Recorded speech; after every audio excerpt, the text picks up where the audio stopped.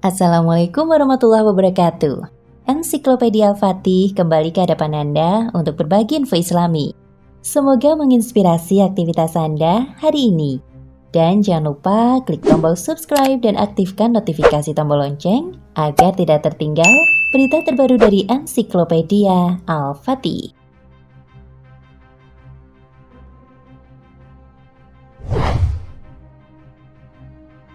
Tak seorang pun tahu pasti kapankah penduduk pertama di tanah Palestina. Pun tidak ditemukan adanya petunjuk ataupun bukti yang menentukan waktu tertentu. Meski diperkirakan sejarah penduduk pertama Palestina sudah ada sejak lebih dari 100 abad silam. Peninggalan-peninggalan yang ditemukan baru-baru ini berasal dari abad ke-14 sebelum Masehi milik sejumlah kabilah bernama Nathufi. Nisbat kepada lembah Nathuf yang terletak di barat Quds. Mereka memiliki jejak-jejak peninggalan yang menunjukkan keberadaan mereka. Hanya saja tidak ada yang tahu siapakah mereka ini atau dari manakah mereka datang. Hanya saja jejak-jejak mereka merupakan jejak-jejak pertama yang mengisyaratkan pendudukan pertama di tanah Palestina. Juga menunjukkan bahwa mereka adalah orang-orang pertama yang meletakkan batu pertama perkembangan manusia, baik secara materi maupun pemikiran. Dan mereka adalah peradaban pertama yang menekuni pertanian. Di abad ke-80 sebelum Masehi, peninggalan-peninggalan sejarah pertama menunjukkan keberadaan bangunan-bangunan peradaban yang saat ini disebut Arya. Karena itulah sejumlah peneliti menganggap peradaban ini sebagai kota paling kuno di dunia. Peninggalan-peninggalan yang ada tidak menunjukkan kota ini sebagai sebuah kota secara utuh, tapi hanya mengisyaratkan awal-awal pendudukan manusia di bidang rumah dan bangunan.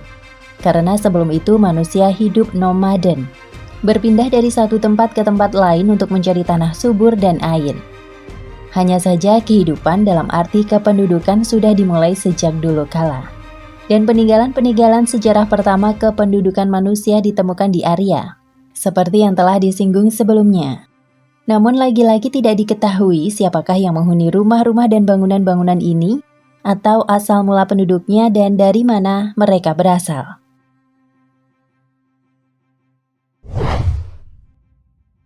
Kan'an.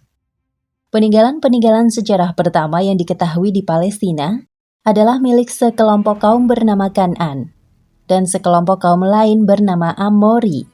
Kedua suku bangsa ini adalah kabilah-kabilah yang bermigrasi dari belahan utara semenanjung Arab dan menetap di negeri-negeri Syam, tepatnya di Palestina.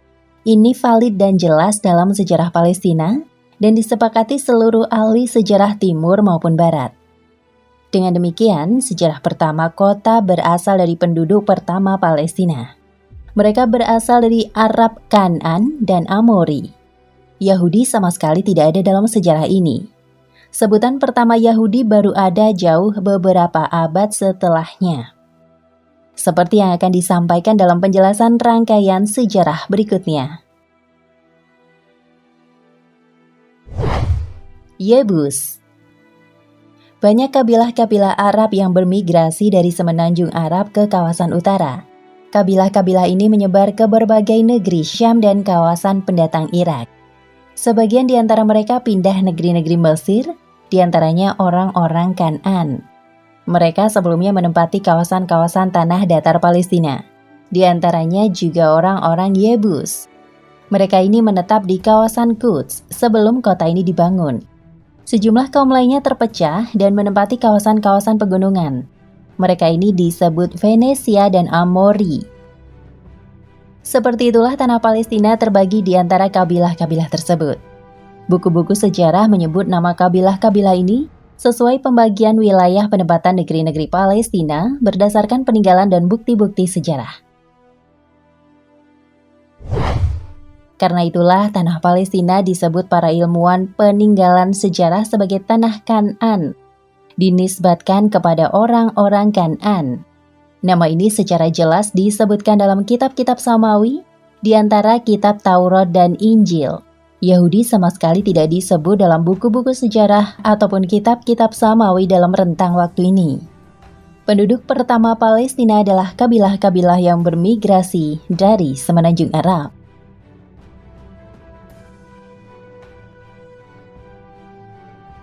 Nah pemirsa Ensiklopedia Al-Fatih, sampai di sini perjumpaan kita kali ini. Semoga menginspirasi.